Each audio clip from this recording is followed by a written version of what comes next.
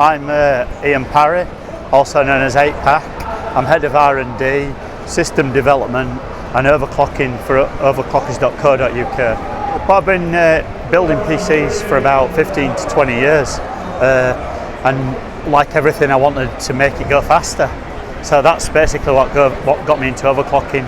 I ran 3D Mark on your average rig. I thought, wait on, a lot of people are getting more points than me. What the hell? I need to make my system faster. And that's what got me into it, really.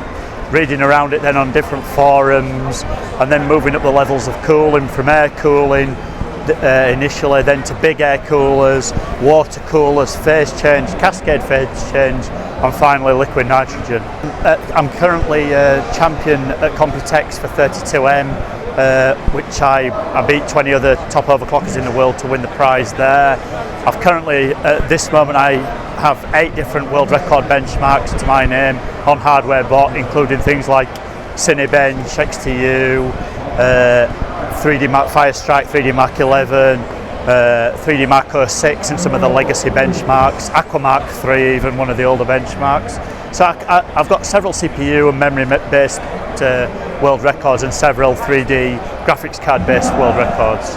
But the best advice I can probably give is to people to start off slowly, experiment with a few settings in the BIOS, being guided by information on the websites that they can get hold of, such as on the Republic of Gamers forum or the Gigabyte forum, manufacturers based forums, or in my section, for example, on overclockers.co.uk, that'll guide people into doing basic overclocks on air cooling without pushing the hardware so far that it may well damage it.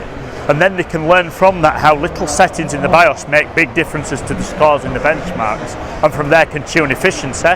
Once they've got that then, and they know the basics, then what you have to do is obviously step up the cooling and gain a knowledge of Sub-Zero and finally LN2. But for your average user who just wants to improve your system for gaming, just read around on the forums, make a few small changes in your system, see how it affects what you need the system to do, and build up your knowledge that way. Initially when you get into it, you're not, especially with GPUs, you're not very good at insulating them, should I say, so they don't last so long on Sub-Zero if they're not insulated because of condensation, etc. So yeah, over the years I have damaged quite a bit of hardware, but not so much these days. Things tend to last quite a long time, and it takes me so long to find really good hardware that I make sure it lasts also. So yeah, it's a question of not pumping too many volts through, not monitoring temperatures all the time, monitoring loads, make sure you've got a good mount on the cooler. All these kind of things help to prolong the life of components. This is a Supernova, this one here. The current spec of that, as it stands here in the show, is with a 3930K in it. Although when I take that back to the office, I'm immediately going to upgrade that to a Rampage 4 Black Edition motherboard, 4930K at 5 GHz, and then 4 R290X graphics card. At the moment, as you see it here, sat at the show, it's got 3 Titans in it, but AMD is actually more efficient with 4 cards than Nvidia is, so I'm going to go 4 cards for the next run of the Supernova. I bet this can do some serious word processing. Oh, for sure, yeah. Minecraft a speciality.